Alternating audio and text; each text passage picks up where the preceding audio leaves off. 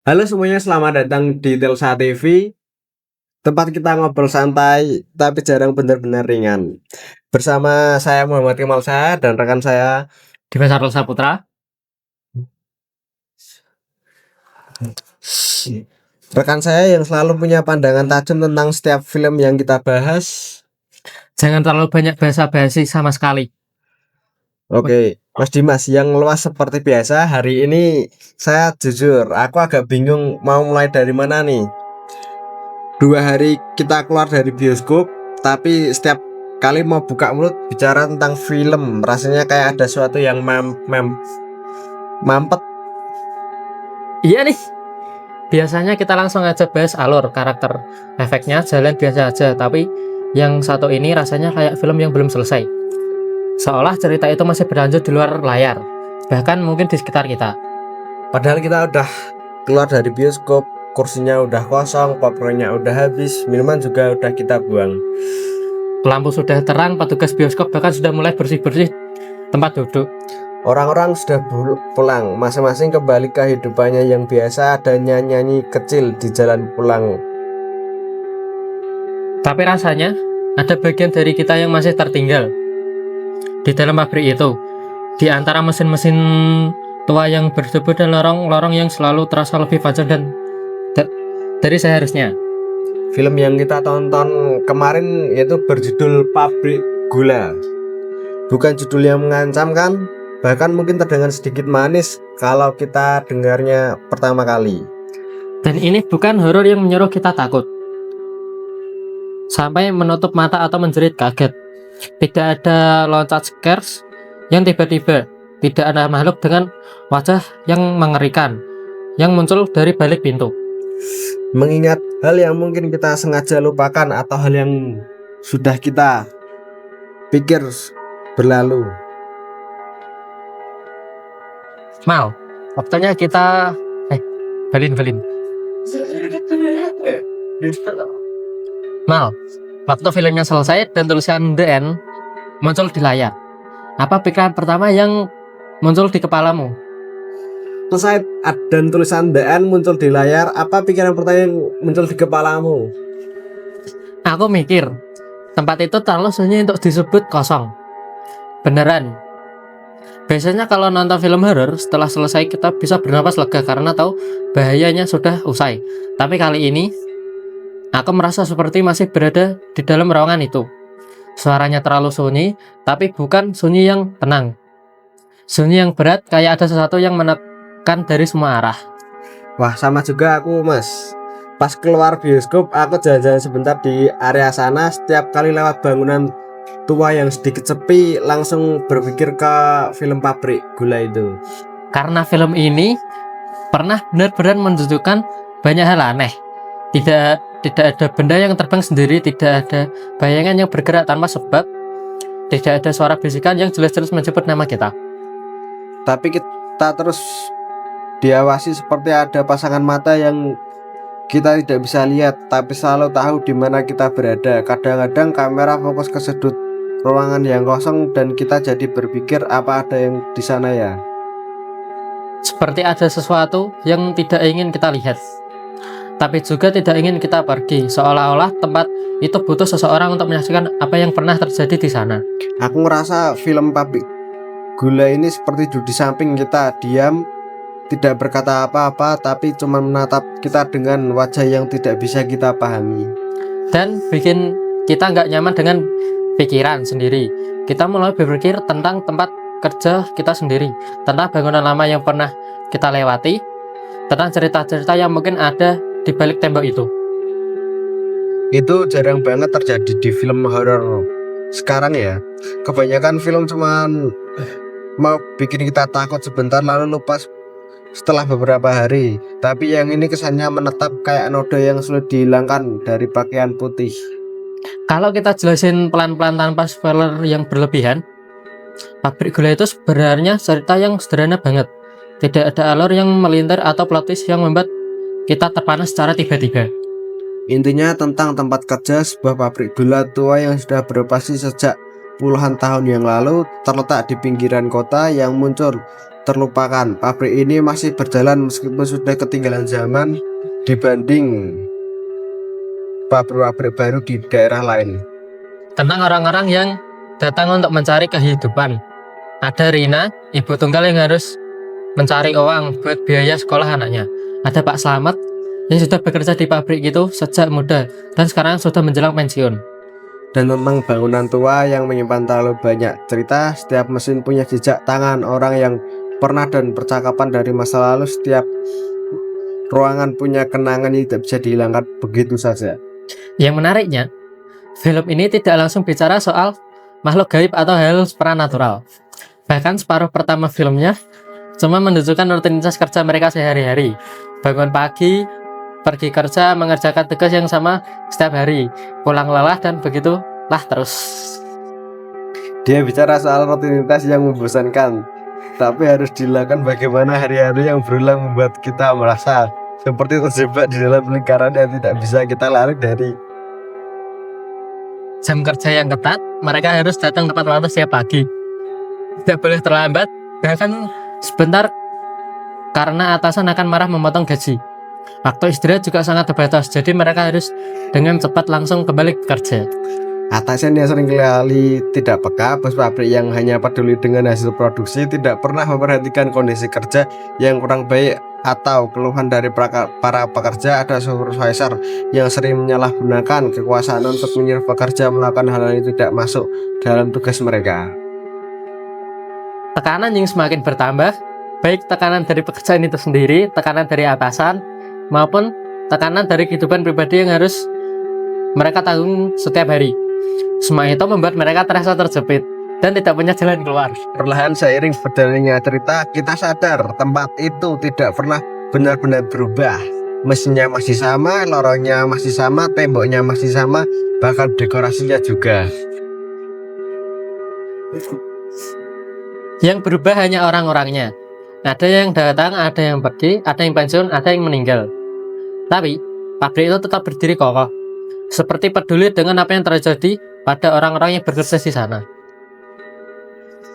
Menurutku pabrik gula ini bukan cuma tempat cerita berlangsung. Dia adalah simbol yang sangat kuat dan penuh makna.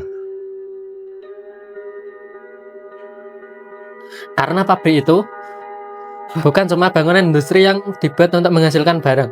Dia adalah saksi bisu dari sejarah yang panjang dan terkadang pahit. Saksi bagaimana industri gula pernah menjadi tulang punggung ekonomi daerah itu pada masa lalu. Saksi bagaimana banyak keluarga bergantung pada pabrik ini untuk hidup. Saksi bagaimana manusia pernah dipaksa bekerja tanpa pilihan. Di beberapa bagian film, kita bisa melihat jejak-jejak masa lalu. Foto-foto lama para pekerja yang terpasang di dinding kantor lama. Surat-surat tua yang bercerita tentang kondisi kerja yang sangat sulit. Bahkan ada bagian di mana kita melihat bekas lantai yang tampak pernah terkena noda darah meskipun sudah banyak kali tercuci. Dan yang luar biasa adalah mereka tidak menyebutkan secara eksplisit.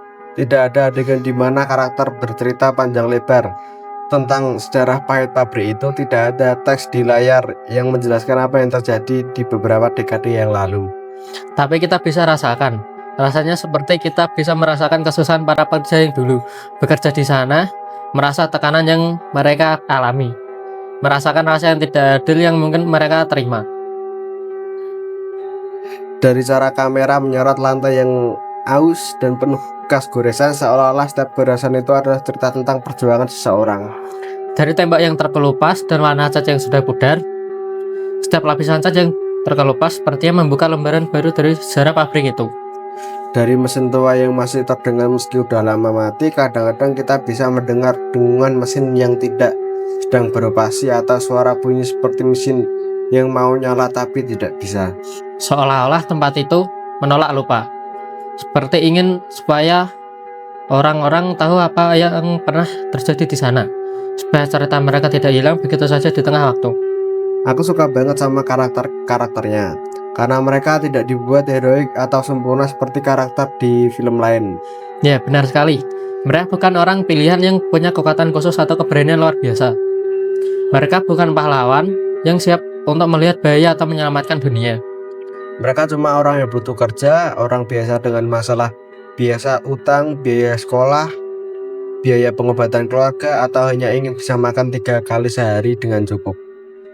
Dan itu membuat keputusan-keputusan mereka terasa sangat realistis. Kita tidak akan berpikir kenapa dia melakukan hal itu, karena kita bisa memahami alasan dibalik setiap pilihan yang mereka ambil.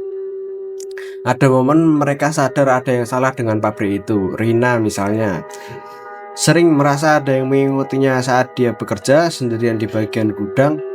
Pak Slamet tahu ada cerita-cerita aneh tentang pabrik itu, tapi selalu memilih untuk tidak membicarakannya.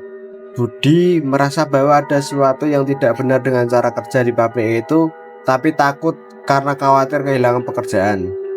Tapi mereka memilih diam, karena diam terasa lebih aman.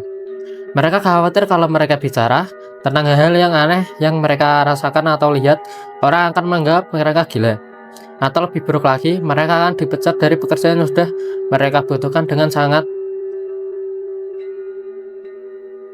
Apa tuh? Dan film ini menunjukkan dengan sangat jelas diam juga punya harga.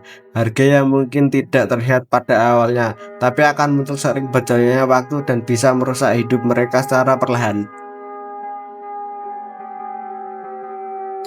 Misalnya, Rina mulai mengalami gangguan tidur dan sering melihat mimpi buruk tentang pabrik itu.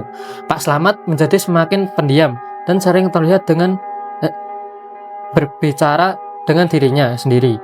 Budi mulai merasa cemas dan tidak nyaman setiap kali berada di dalam pabrik, bahkan mulai menghindari teman-temannya karena takut menyebarkan kekhawatirannya. Kita harus banget bahas soal desainnya Dimas, karena ini salah satu yang paling membuat kita merasa tidak nyaman dan menjadi bagian penting dari keseluruhan suasana film.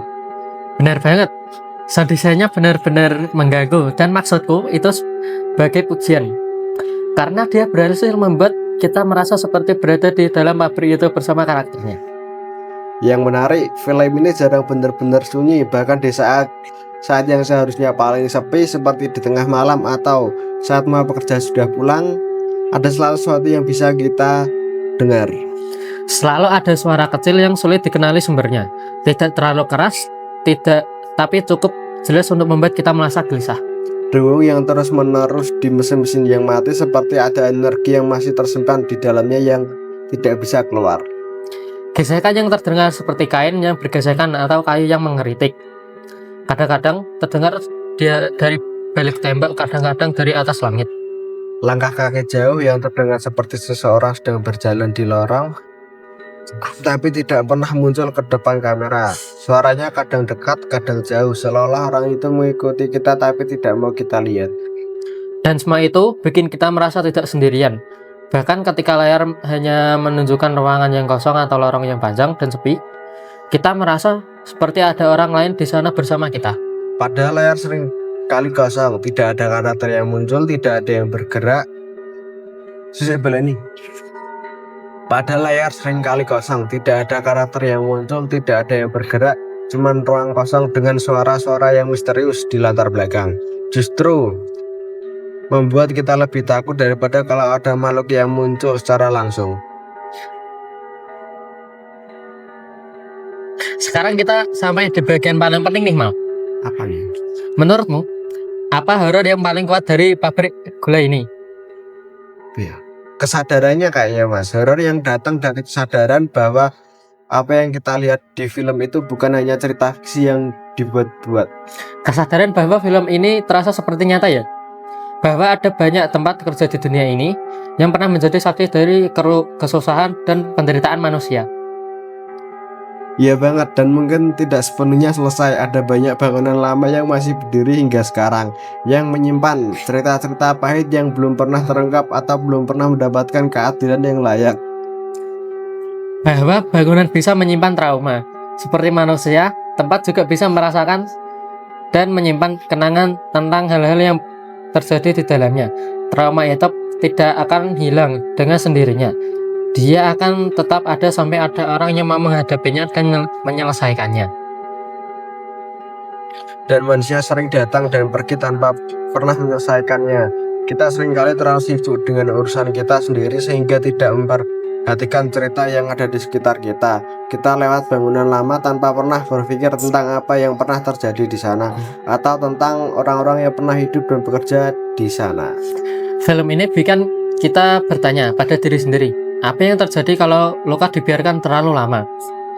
Apa dia akan sembuh dengan sendirinya? Atau malah akan menjadi lebih parah dan mulai mempengaruhi orang-orang di sekitarnya? Horornya bukan dari makhluk gaib atau hal-hal yang tidak bisa dijelaskan secara ilmiah. Horornya dari kenyataan bahwa kita bisa saja menjadi baleni. Bari closing toh? Bari closing. Horornya bukan dari makhluk gaib atau hal-hal yang tidak bisa dijelaskan secara ilmiah. Horornya dari kenyataan bahwa kita bisa saja menjadi bagian dari cerita yang sama, bahwa kita bisa saja memilih untuk diam atau melihat ketidakadilan atau kesusahan orang lain, dan bahwa konsekuensinya bisa sangat besar bagi kita dan orang-orang sekitar kita. Pabrik Gula bukan film yang selesai saat lampu bioskop menyala. Dia ikut pulang dan menetap di kepala kita. Jadi toh? Oke. Mungkin mengubah cara kita melihat bangunan lama karena tidak sempat kosong, pernah benar-benar kosong. Terima kasih sudah mendengarkan podcast kami. Dan kalau suatu malam kamu melihat bangunan tua yang terlalu sunyi, Mungkin itu bukan cuma perasaan saja. Sampai jumpa.